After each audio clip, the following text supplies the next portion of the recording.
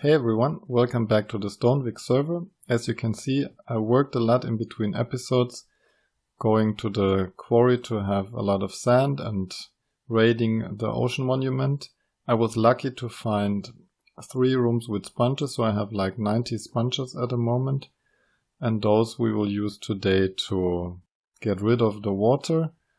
Someone came up with that very smart pattern where you place the sponges and the water goes away without you having to build those walls all the way down.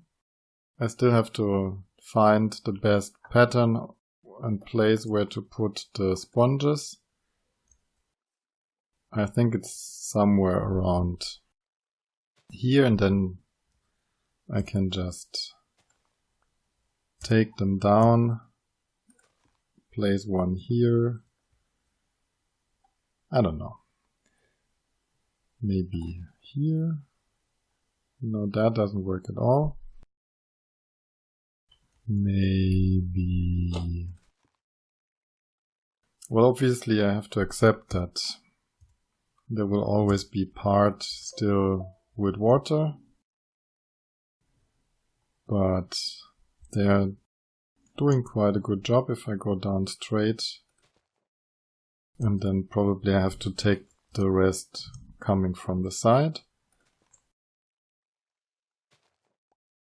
And in between I can try to take down the water here. I have to deal with that before I can continue maybe. So I'm not sure what to do with the pattern of the sponges that I have to solve still, but so far actually the idea works perfectly to take the water with those columns instead of walls, what you usually use. I built a small place here to cook the sponges to have them dried in between, and I built that ladder so I can easily maneuver between up and down. So let me take down those sponges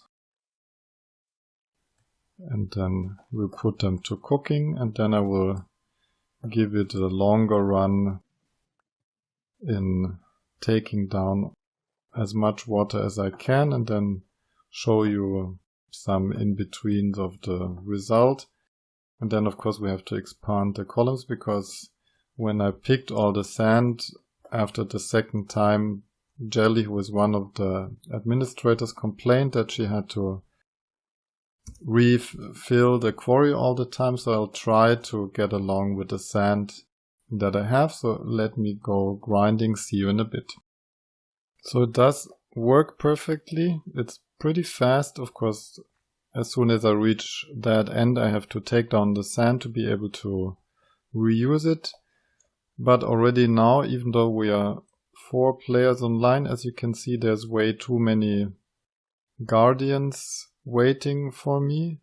I hope that improves a little bit when I take down the first half, because then the part where it goes all the way below ends, and so the water in which they can spawn is reduced remarkably. But on the other hand, of course, they will be much closer to each other then, so it will probably be even more dangerous. Maybe I have to wait for the last bit until there's at least like 8 to 10 players online, and to be the last one to come online, actually, something like that. I don't know. We'll see. For the moment, I'll just leave the last bit on the ground every time, because I learned that trying to get back every single piece of sponge actually makes me die a lot more often, and the bottom ones I can retrieve as soon as I went all the way down. I think I should maybe try to switch from melons to a food with a higher saturation level. But until now it works fine, and I'm quite positive to be able to build the Guardian farm soon. Probably not in today's episode because that's a big project still. And you need the item collection system and storage system and everything as part of it. But still, I think that's fine. Let's try to escape that guy and his friends without dying. It's kind of like swimming in the wood, being persecuted by, I don't know, it's not zombies, but they behave like them, trying to attack you wherever you are.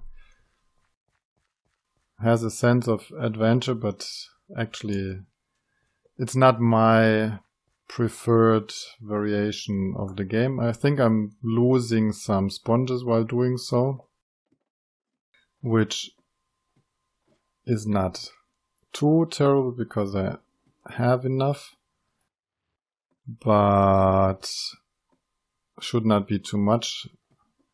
There's so many players that want to have sponges, so I think I should be careful to not annoy them. Okay, I'll go on and then show you how I take down the sand. So one half of the temple is done. I have to take down some of the sand. There's still some guardians jumping around that probably will try to attack me in between. It was a lot of work, more than I hoped it would be, but still the guy that said, well, the guy that I found on Reddit that found the method on how to take down an ocean monument, or water actually to remove it, was right when he said that's the fastest method, because it saves you from placing a lot of sand and doesn't take too much more sponges. His claim that you can do it like that in 10 hours though is not true, because actually you need a lot longer because you are always near to dying in between. So I will wrap up the episode for today with half of the ocean monument being dried, which is fine, and then do the next bit off camera, and then on the next episode we'll probably start to build something in there. Hope you guys enjoyed that episode, even though I did not finish what I wanted to do. See you next time. Bye bye.